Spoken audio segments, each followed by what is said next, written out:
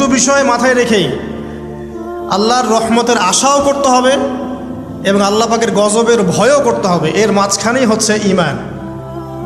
এই জায়গা থেকে আলোচনা বুঝতে হবে। আল্লাহ পাক তৌফিক এনায়েত করুন, আমিন। আমাদেরকে আল্লাহ রাব্বুল আলামিন তার রহমত থেকে নিরাশ হতে বারণ করছেন।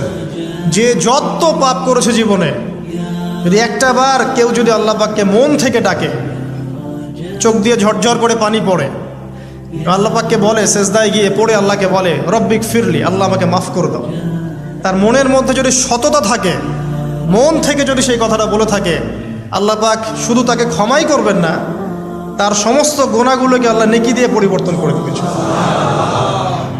একটা হাদিস পড়ছিলাম, নবী করিম সাল্লাল্লাহু আলাইহি ওয়াসাল্লাম তিনি বলছেন যে লাম্মা কাদাল্লাহুল খালক, যখন আল্লাহ রাব্বুল আলামিন এই মহাবিশ্ব সৃষ্টি করেন, তখন আল্লাহ রাব্বুল